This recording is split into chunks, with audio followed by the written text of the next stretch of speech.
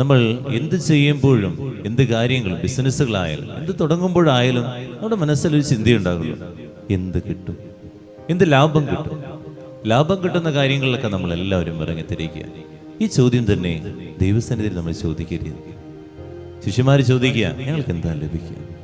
ഈ രാവിലെ കുർബാനയ്ക്ക് വന്നത് ലഭിക്കും, അതുപോലെ ജപമാല ചൊല്ലിയത് ലഭിക്കും.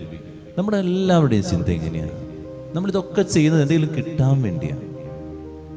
അതല്ലാതെ എനിക്ക് എൻ്റെ ദൈവത്തിന് വേണ്ടി എല്ലാം ഉപേക്ഷിക്കാൻ പറ്റാറുണ്ടോ? ഞാൻ പൂർണ്ണമായിട്ട് കൊടുക്കാൻ, പൂർണ്ണമായിട്ട് എല്ലാം എൻ്റെ കർത്താവിൻ്റെ സ്നേഹത്തെ പ്രതി കൊടുക്കാൻ എനിക്ക് പറ്റുന്നുണ്ടോ? എന്തെങ്കിലും ചെയ്യുന്നുണ്ടെങ്കിൽ അപ്പോഴേക്കും ഒരു കോൺട്രാക്ട് നമ്മൾ സൈൻ ചെയ്യും. ഒരു ജോലി, അല്ലെങ്കിൽ ഒരു വിസ തടസ്സം, അല്ലെങ്കിൽ പരീക്ഷ, അല്ലെങ്കിൽ ഒരു ട്രാൻസ്ഫർ, ഇതെന്തെങ്കിലും ചെയ്യുമ്പോഴേക്കും നമ്മൾ ആ സാധനം ഇറക്കി വെച്ചേക്കും. ഈ സാധനം വെച്ചാലാണ് നമ്മുടെ ജീവിതത്തിൽ പ്രാർത്ഥന ഫലിക്കുക. അല്ലാത്ത സമയത്ത് നമ്മൾ പ്രാർത്ഥിക്കുക, അല്ലാത്ത സമയത്ത് നമ്മൾ നന്നായിട്ട് ഉറങ്ങി, നമ്മൾ വിശ്രമിച്ച് അലസമായിട്ട് നമ്മൾ ചിന്തിച്ച് നോക്കി, നമ്മുടെ പ്രാർത്ഥന കോൺട്രാക്ട് വെച്ചിട്ടുള്ള പ്രാർത്ഥനയാണ്. കിട്ടിയാൽ മാത്രമേ ഞാൻ പ്രാർത്ഥിക്കുള്ളൂ. അങ്ങനെ ആകരുത് കേട്ടോ. കൊടുത്തേക്കാം, ദൈവം 100 ഇരട്ടി നിനക്ക് തരും. ഈ കൊടുക്കുന്ന സമയമുണ്ടല്ലോ, 100 ഇരട്ടിയായിട്ട് നമ്മുടെ കുടുംബത്തെ ദൈവം നമ്മൾ അനുഗ്രഹിച്ചുകൊണ്ടിരിക്കുക. എന്ത് കാര്യം ചെയ്യുമ്പോൾ 100 ഇരട്ടിയായിട്ട് ദൈവം അനുഗ്രഹിച്ചുകൊണ്ടിരിക്കും.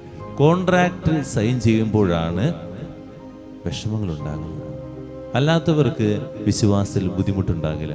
ഈ കോൺട്രാക്ട് ചെയ്യുന്നവരെന്ത് ചെയ്യുന്നു? കിട്ടിയില്ലെങ്കിൽ ദൈവമായിട്ട് പിണങ്ങുന്നു, വിശ്വാസം ഉപേക്ഷിച്ചു പോകുന്നു, മറ്റു സഭകളിലേക്ക് പോയിക്കൊണ്ടിരിക്കുന്നു.